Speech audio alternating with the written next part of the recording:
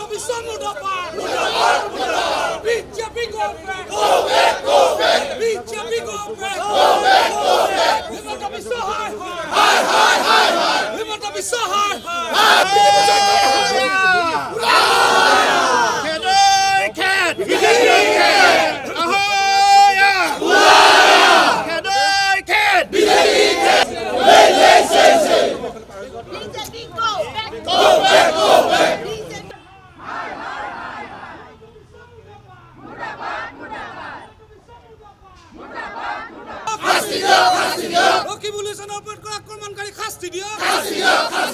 BJP go back! Himanta Biswa Hushiyar! BJP গুন্ডাগিরি না চলিব BJP গুন্ডাগিরি না চলিব Himanta Biswa Murdabad! Himanta Biswa Murdabad! BJP high! BJP high! BJP सरकार high! Himanta Biswa Murdabad! Himanta Biswa Murdabad!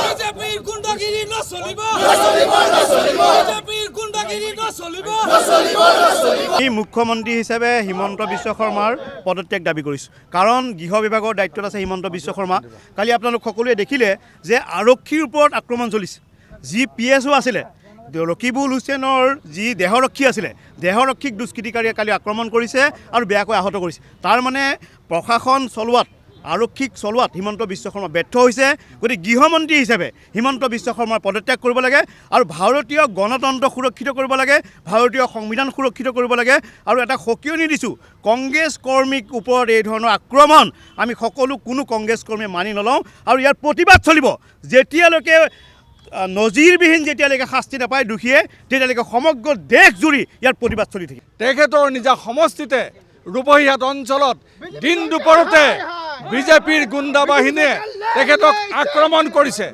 আৰু তেখেতক পানে মৰাৰ চেষ্টা কৰিছে আমি লক্ষ্য কৰিছোঁ যে হিমন্ত বিশ্ব শৰ্মা ডাঙৰীয়া যেতিয়াই মুখ্যমন্ত্ৰী আসনত বহিছে তেতিয়াই অসমৰ জনসাধাৰণৰ নিৰাপত্তা নাইকিয়া হৈছে আৰু বিশেষকৈ কংগ্ৰেছ কৰ্মীসকলৰ নিৰাপত্তা নাইকিয়া হৈছে ইয়াৰ আগতেও যেতিয়া অসমত যেতিয়া ৰাহুল গান্ধী ডাঙৰীয়া আহিছিলে তেখেতৰ গাড়ী আক্ৰমণ কৰা হ'ল আমাৰ নদুৱাৰ সমষ্টিত ভূপেন বৰাক হত্যা কৰাৰ চেষ্টা কৰা হ'ল আৰু মই জিলা সভাপতি যোৱা লোকসভাৰ নিৰ্বাচনত মোক পানে মৰাৰ কাৰণে চেষ্টা কৰা হ'ল গতিকে এই বিজেপি চৰকাৰখনে হিমন্ত বিশ্ব শৰ্মা অহাৰ লগে লগে পুলিচ প্ৰশাসনক তেওঁলোকে নিজৰ বহতীয়া কৰি আমাৰ জনসাধাৰণৰ ওপৰত অত্যাচাৰ চলাই আহিছে আমি একান দাবী জনাইছোঁ শোণিতপুৰ জিলা কংগ্ৰেছৰ তৰফৰ পৰা যে ৰকিবুল হুছেইনৰ গাত যিসমূহ কোব পৰিছে সেই কোব ৰকিবুল হুছেইনৰ গাত পৰা নাই লক্ষ লক্ষ কংগ্ৰেছ কৰ্মীৰ গাত পৰিছে আৰু এই লক্ষ লক্ষ কংগ্ৰেছ কৰ্মীয়ে ইয়াৰ প্ৰত্যুত্তৰ দিবলৈ আমি সাজু হৈ আহিছোঁ আৰু সেইকাৰণে ৰাজপথলৈ ওলাই আহিছোঁ